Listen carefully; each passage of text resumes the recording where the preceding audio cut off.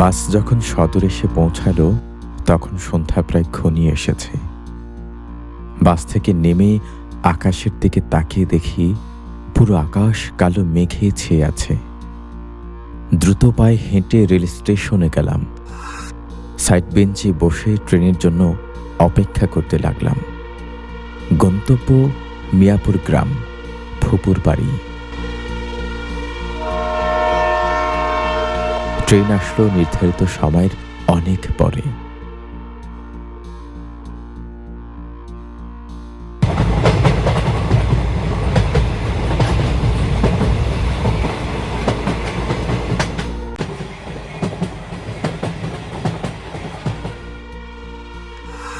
মিয়াপুরে যখন ট্রেন পৌঁছালো ঘড়িতে রাত 10টা বাজে।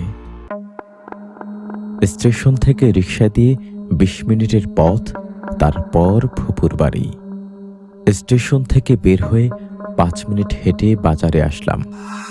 বাজারে সব দোকানপাট বন্ধ, রাস্তাও পুরো ফাঁকা। রিক্সা তো দূরের কথা, একটা মানুষও দেখা যাচ্ছে না। এদিক সেদিক তাকিয়ে দেখি বাজারের একদম শেষ প্রান্তে ছোট একটা হোটেল খোলা, হালকা আলো জ্বলছে সেখানে। দ্রুত পায়ে হেঁটে সেখানে গেলাম। হোটেলে একজন বড় লোক পরোটা বানাচ্ছে।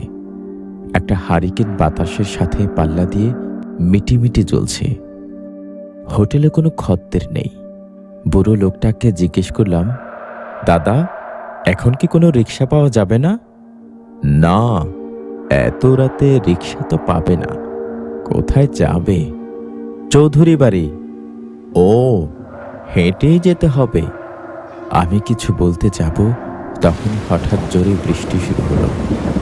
লোকটা বলল, তুমি ভেতরে এসে বসো, রুটি ভেজে দিচ্ছি, খাও, বৃষ্টি কমলে রওনা দিও। আমি ভেতরে ঢুকে বেঞ্চে বসলাম।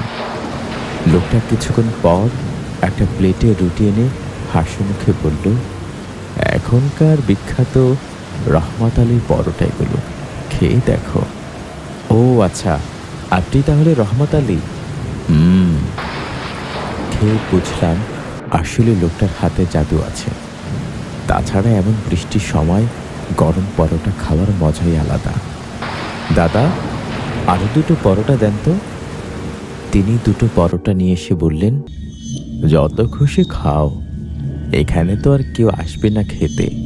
আমি একটু অবাক হয়ে ভাবলাম, কেউ আসবে না জেনেও উনি এত রাতে রুটি বানাচ্ছেন কেন? এখন বাহিরে তাকিয়ে দেখি বৃষ্টি কমেছে কিছুটা। আমি পরোটা 2টো কাগজে পেঁচিয়ে নিয়ে হোটেল থেকে বেরিয়ে হাঁটতে লাগলাম।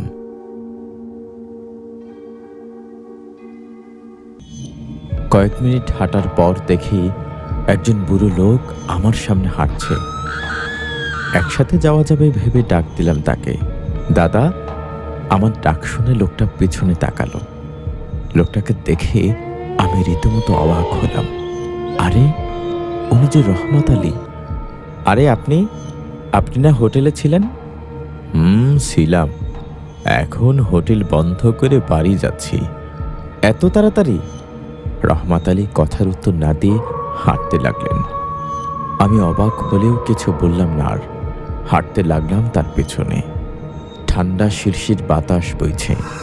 রাস্তার 2 পাশে বড় বড় গাছ, ঝোপঝাড়, তার পাশেই ক্ষেত, ছোট পুকুর কিংবা ডোবা। আবছা আলোতে যতদূর দেখা যাচ্ছে তাতে কোনো ঘর বাড়ি দেখা যাচ্ছে না। হঠাৎ ডানা ঝাপটে নাম না জানা একটা পাখি ডেকে উঠল। অজানা আতঙ্কে বুক কেঁপে উঠল আমার।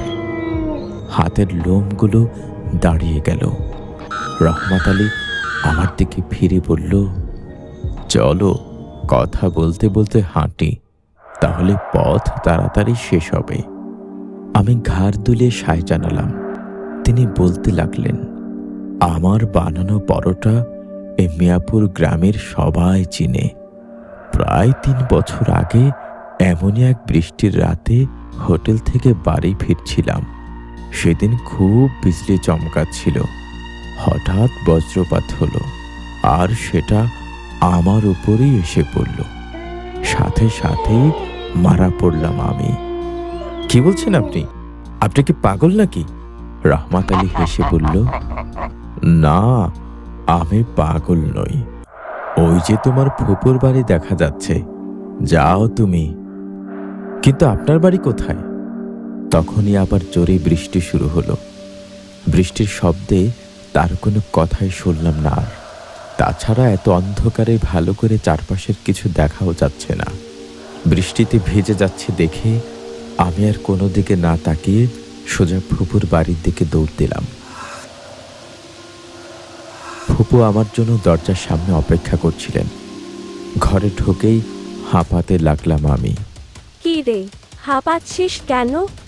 আরে বলো না ফুপু, একটা পাগলের পাল্লায় পড়েছিলাম। পাগল? এত রাতে?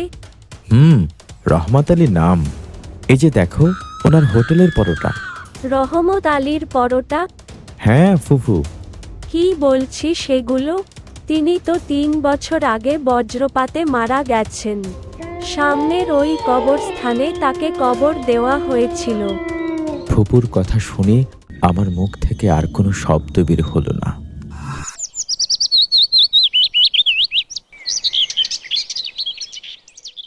পরদিন সকালেই বাজারে গেলাম। খুঁজে দেখলাম কাল রাতে যেখানে রহমত আলীর হোটেল ছিল সেখানে একটা ইলেকট্রনিক্সের দোকান। সেদিকে তাকিয়ে একটা দীর্ঘশ্বাস ফেললাম আমি। চোখে ভাসতে লাগলো রহমত আলীর হাসি মাখা মুখটা।